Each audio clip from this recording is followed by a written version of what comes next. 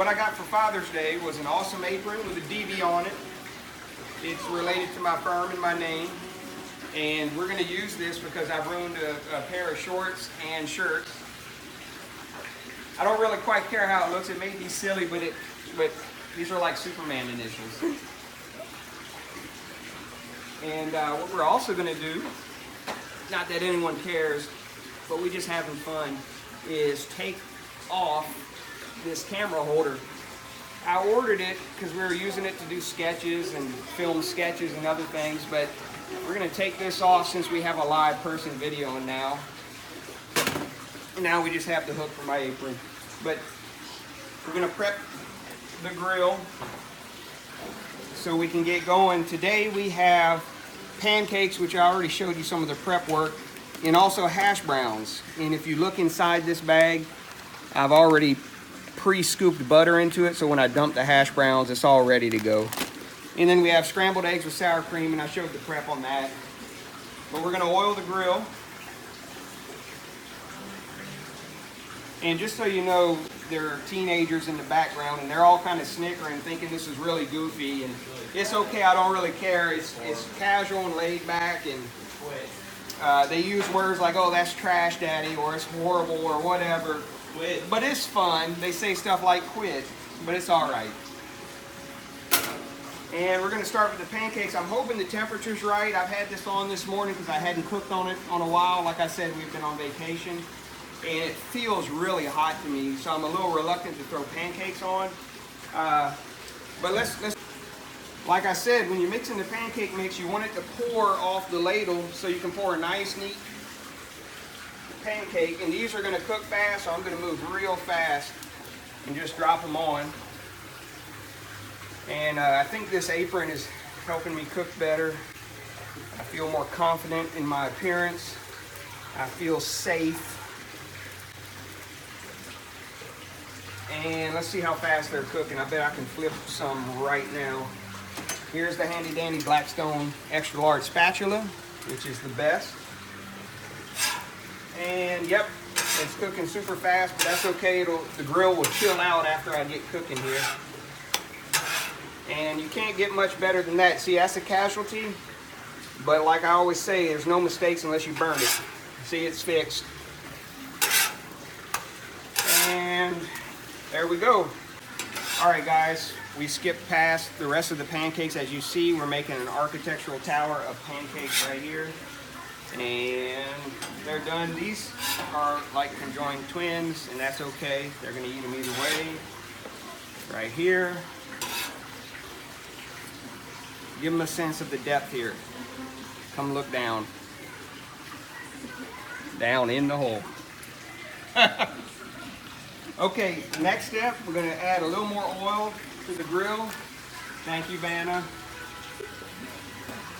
And we're going to add a little more oil, just so nothing sticks. It doesn't hurt to add just a thin coat between layers of food. It's kind of interesting, as architects, we're trained to think in layers, and some of the better ones can hold multiple layers of information in their head at the same time. For example, on some drawings you have a foundation, you have a floor plan, you have electrical plan, mechanical, plumbing, roof plan, structural plan. There's layers and layers of information in architecture and in design. The same, I kind of view cooking the same way. So just adding oil between cooking, it's just another layer that's always kind of in the back of your mind that you just apply in between cooking. So we've gotten the pancakes done, showed you the prep work, did the pancakes, and now we're gonna go ahead and do the hash browns, which is really what this video is about. The pancakes is just to fill up the kids, but the hash browns we're gonna kind of play with. We hadn't done this before. And like I said, I have a little butter in here. We're gonna spread it across the grill. And I'm gonna go ahead and just spread this butter around in them. We're gonna let them defrost a little bit. So I'm gonna move it to the cooler side, and let it defrost some because I see how frozen it still is. And a little pancake mixed in won't hurt anything. They'll never know. But We're gonna let this defrost. And what I'm gonna do is also brown some onions.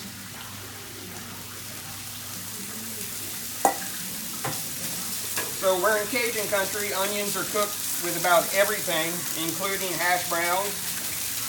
I don't know if they do that at Waffle House. We talked about naming this video hash browns better than Waffle House, but it's an experiment. We don't really know, so we're gonna try it and see. But we're gonna brown the onions. I'm gonna add just a little drop of oil to that.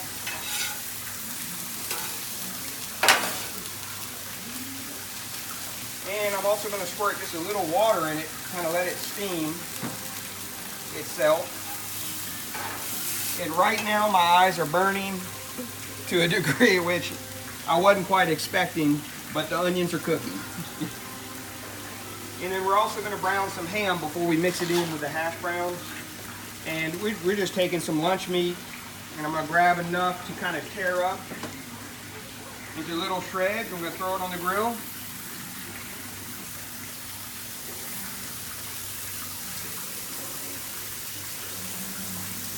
That way it's already bite-sized when it's in the hash browns, so it's not a big chunk someone's chewing on. It goes right down with the onions and hash browns. The beauty of having this much grill area is that it's easy to work with different food items at the same time. And really, it's like architecture. So when we have a sheet, when we have a document set, we have multiple sheets, and those sheets are to display different information. Same thing here. This is one big drawing set, and this grill for me is just a design item.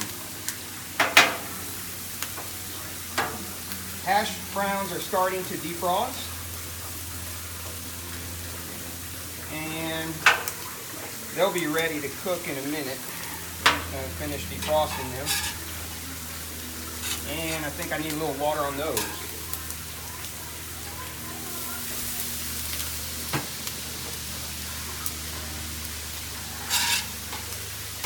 Yep, now it's looking good. The butter is just starting to brown and soak in just a little bit on these guys.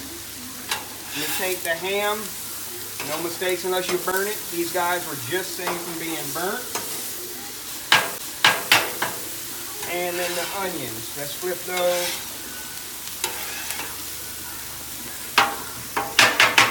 Man, it smells wonderful. I can smell the onions and ham together. They really just want to go together and be mixed into the carbohydrates we have here as potatoes.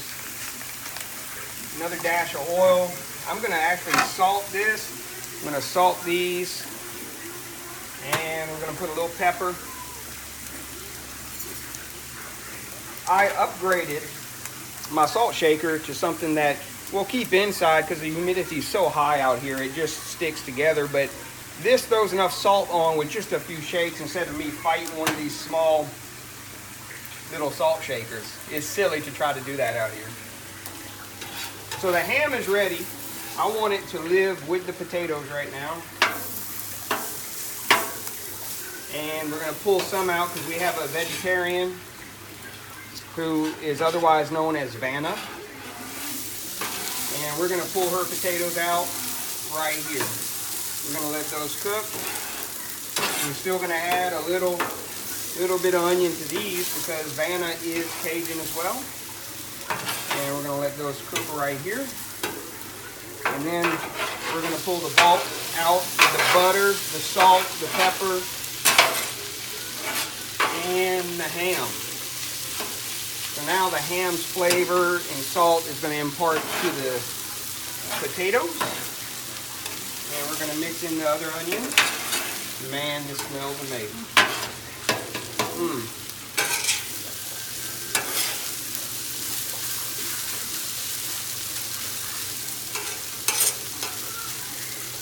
I'm going to add a little more water and let it kind of steam again. I feel like it cooks just a little bit better when it's like that.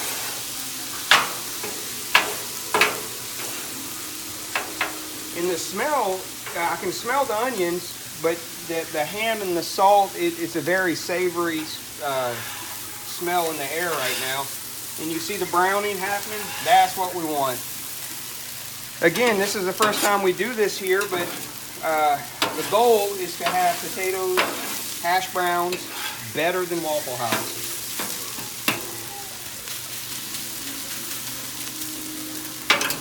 Gonna hit them again. One of the things we know in South Louisiana, we cook with a lot of potatoes, whether it's potato salad, mashed potatoes, potatoes in stews and soups and gumbos, or potatoes in crawfish and crabs. They tend to soak up the salt and all the seasonings. It's almost impossible to over salt a potato dish because they soak it right up. So when you bite the potato, you'll taste the salt. But you can add a little more salt than you think just to keep the flavor up. So I'm doing that right now. That salt dispenser is amazing. Got to keep this ham living on this side of the farm.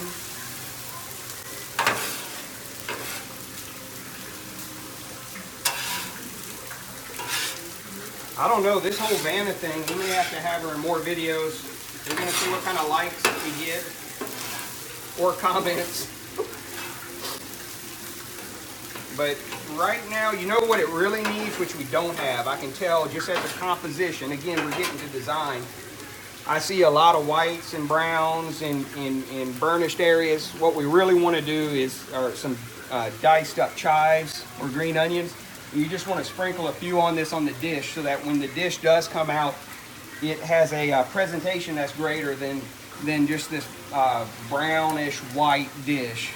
It's going to taste amazing either way, but just that dash of green would spice it up. And I'm taking the easy way out right now by saying we don't have any.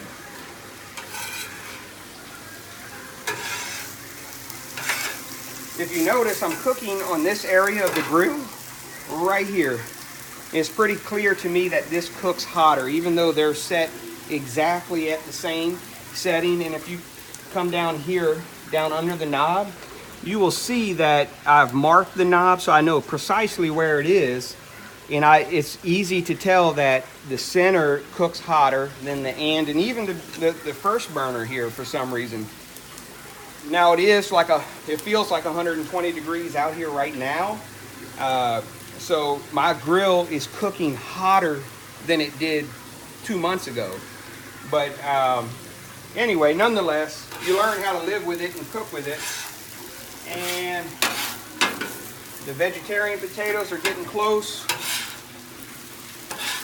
The meat lover potatoes are almost ready. Wow, these are amazing. I can tell you right now, they're gonna be better than Waffle House just because it's fresh, it's natural, and it's been cooked with extra love and care. I'm gonna hit one more splash of water here, one more splash of water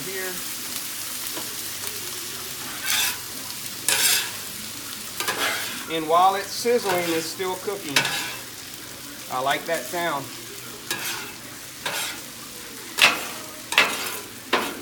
And in this video, I think what we'll do is leave the camera on and show some of the behind the scenes. Of course, we'll crop out what's completely useless and a waste of time, but we'll show some of the behind the scenes of when we finish and clean up. I'm actually going to pull off a few dishes here of the potato so that we can add cheese to some of it.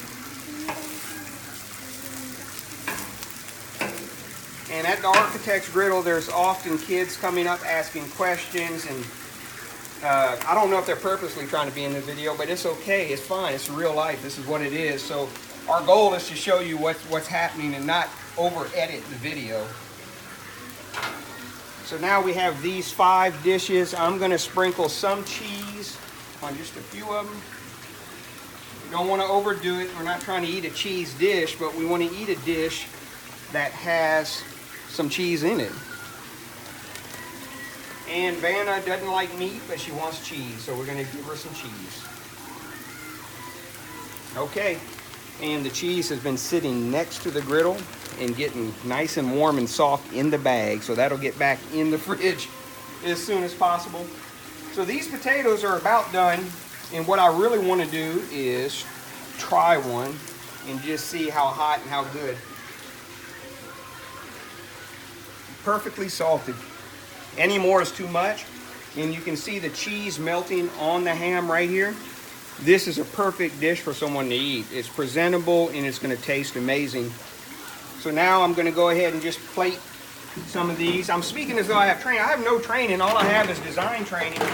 But really, I don't see much difference between the two. And we're in South Louisiana. We use paper plates for everything. So the front of the Blackstone Griddle, the turn up of the steel is lower, so you got to be really careful if you come to yourself with a spatula. Otherwise, you'll dump half your food on the floor. If you notice, the back side has about a 2-inch rise, and that's great for cleaning against. And I'm trying not to get cheese everywhere. Here is the cheese dish with ham. Oh my goodness, you see this crisping? That is the little bit of crunch and the extra flavor people want. So I'm gonna go ahead and get this one here on one shot. And we'll get this one here. Kind of interesting to split up the dish on the griddle. What it allowed me to do was add the right amount of cheese for what I'm guessing as a serving, and without overdoing a huge pile of hash browns. So I split it up, added a sprinkle of cheese to each, and that's absolutely perfect for anyone's taste. I'm gonna add these crispy crunchies to the top. Just the extra bonus material on the grill, which is full of flavor. And guys, we're done. Here are the hash browns, and they're gonna be better than Waffle House. Teenager come out and say he wants meat. I said there is ham in the hash browns, and I said I'm doing eggs right now. He's over there yelling something, I don't know. But again, here's another layer. I'm gonna add just a little bit of oil just to keep my grill extra non-stick. I don't care if I have hash browns or onion on here, it's fine. We're not going through all that trouble. We're gonna go ahead and pour the eggs across, and it cooks really, really fast. So close up the ham, and I'm gonna use my other 2 spatulas. These guys work great for eggs. They work great for corralling anything liquid on the grill. And I'm gonna start turning it and folding it in before it overcooks. You see, I'm pushing the limits here. One of the worst things you can do is overcook a scrambled egg, and I'm gonna try not to do that today. We're gonna add a little salt. Ah, this dispenser is amazing. That's just the right amount. And I'm gonna add a dash when I'm done. So one of the little known facts, and I'm a little bit of a science geek, but if this is true, I seem to remember it from physical science, is that salt raises the boiling point of water. So if you want your water to boil at a higher temperature, you add salt. And I feel like there's still an interaction with food when you're cooking on a hot grill, that you don't want to add the salt too early.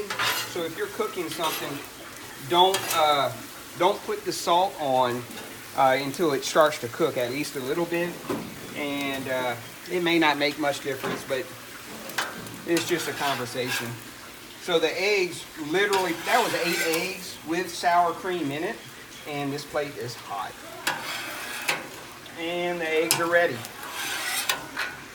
It is too easy and a very efficient way. Let me grab another plate, put under it. In a very efficient way to cook scrambled eggs. And all right, guys, we're showing you some of the behind the scenes, and I consider behind the scenes to be eating the food as well. And I just wanted to show you our plates. This is the end product, and the best thing I can do right now is to open this maple syrup. Of course, I'm using maple syrup. I don't like the Aunt Jemima synthetic. I'd rather just pour a little bit of maple over my pancakes.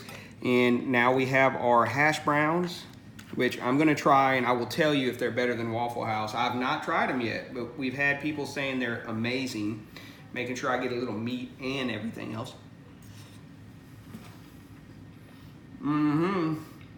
Better than Waffle House with off-the-shelf products, and it's not loaded with grease.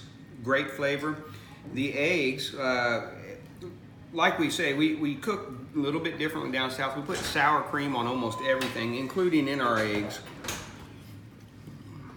These are amazing as well. And there's Vanna. Thank you, Vanna. Wait, stop. I'm with dogs. I turned it off. There you go. You said scrambled eggs? What's up?